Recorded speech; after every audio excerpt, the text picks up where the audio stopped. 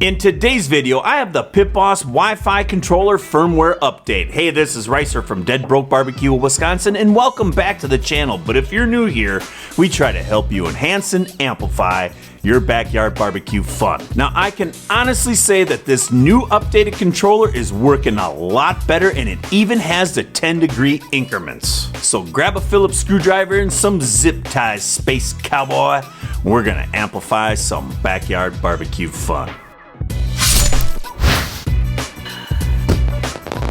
Well, the day is finally coming. I can pull out this controller and send it back to Pit Boss, and they're gonna do the firmware update on it. And that's gonna give me those 10-degree increments up to that 300 degrees, so I can be a little bit more selective on the cooking temperatures that I wanna run it at. Baby Huey's all prepped for surgery, so let's pop out his brain. You're gonna need a Phillips screwdriver and a straight screwdriver. Or if you wanna speed things up, grab your cordless. Makes it a lot easier. Now, obviously, you gotta practice some safety, so make sure you've unplugged your 1600 before you start putting your hands on any electrical components. To give you a quick little overview on what I'm planning to do is I'm taking the bottom screws off the cover underneath the hopper. You've got 8 screws holding this cover together. Be patient. Then take your hand, go up underneath the hopper, and on the back side of the controller, there's some clips that you're gonna have to pinch together and release. You're gonna have to use a straight screwdriver on the front to kind of keep it wedged out. If not, it clips back in. And it's always smart to take some pictures of how these are hooked up,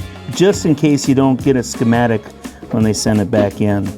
Now just start unhooking the clips. You're going to have to call customer service and set up a claim number, and once you have that established that you need a new controller, they'll email you a shipping label, and all you have to do is find a box, put this in there, and send it back. It's been under a week, and I got my controller back today from FedEx. So let's go ahead and get this controller back in so we can get back to cooking. And to put this back together, all I need is a couple wire ties, a wire cutter, and a Phillips screwdriver. These clips, they're just gonna hook up one way and one way only. They tell you to do the red and white one, but that's way back in there inside my cooker, so I'm waiting till the end for that one. Yellow one's pretty simple, nice and long. Get this one in. Black one goes way up in here. Awesome, I'm all hooked up again, and I'm glad that I took a picture of it. Even if they send you on the instructions of how to put it back together, a little diagram with some pictures, but that picture isn't the greatest. When you have a close-up off your cell phone, it makes it a lot easier. Now I'll just tuck them back in here, get it lined up, and start snapping it in. Voila. Now grab your wire tie and start folding up these wires. Get them in there kind of snug. You don't want them just flopping around every time you move it, and then just zip them up. Take your snips and just cut off that tail. Grab your Phillips screwdriver and the screws and your bottom cover and put that back on. Make sure your wires are up in there nice and tight. Line up those screws and then just get them finger tight at first. Now you might have to wiggle the cover around a little bit, but you'll get them all in. Just be patient. Take your Phillips and just give them a good quarter turn if you can. And I always like to tighten things up in a star pattern. Now that I have it all put back together, it's time to plug it in. Now I'll turn on the power, and I already hear the pellets starting to fall into the pot because this thing actually hasn't moved for a week. Like always, open up the lid and let all the white smoke out. And I'm gonna hook up my signals just so we can get some readings across the pit. Check and see if we've got those 10-degree increments. Oh, sure, right at 190 up. Awesome. Let's just crank it up to 300. This first one I'm gonna put right on the right-hand side of the fire pot, and you can see I'm starting to smoke up already, so that means I hooked it up correctly. I only have 2 ambient temp probes, so I'm just gonna use a meat probe, stick a little aluminum foil on it, and we'll set that one right above the fire pot. And this last one I'm gonna put just left of the fire pot, and that way we're gonna get a decent measurement on that bottom grate first. Close up the lid and set a stopwatch and see how long it takes for us to get this up to 300 degrees, if it even makes it there. So I'm about 4.5 minutes in, and the probe on the right is saying 294, the probe in the center, 220, and the probe on the left of the fire pot, 205. And the Pit Boss is reading 232 degrees. This is certainly getting up to temperature a lot quicker than it did prior to the update. I'm just about 20 minutes into this test. Let's take a look and see what it's doing now. The one above the fire pot, well, that's pretty dang close. It's only a couple degrees off.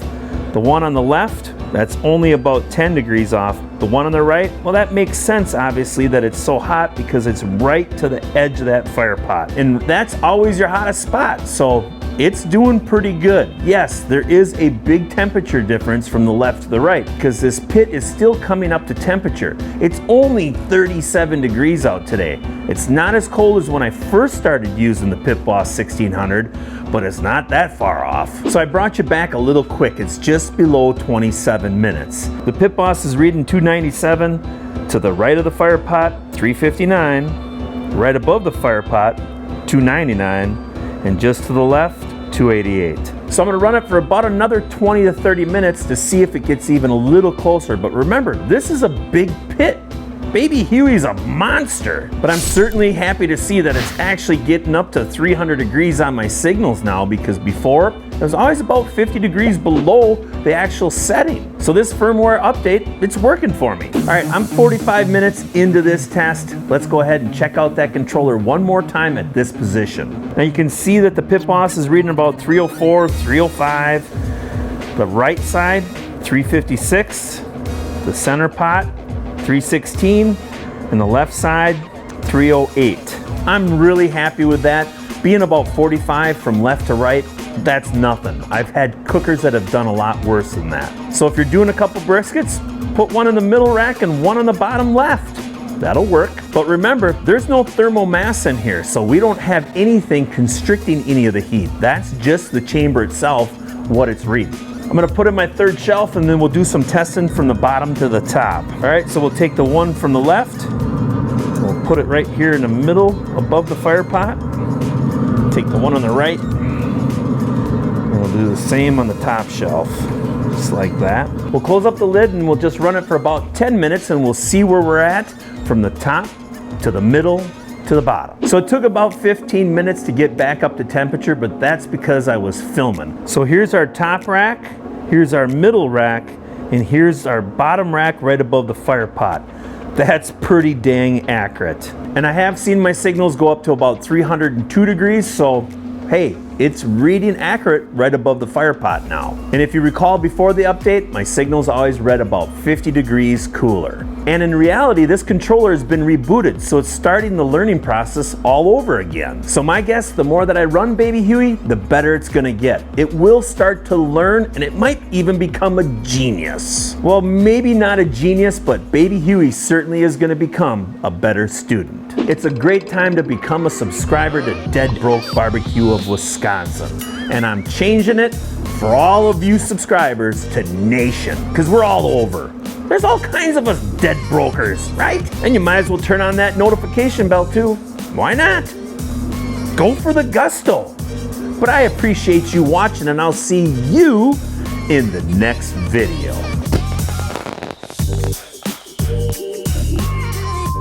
I'm gonna throw it in some bubble and put more bubbles on it and throw it in a box and put some wrap around it and then bubble wrap.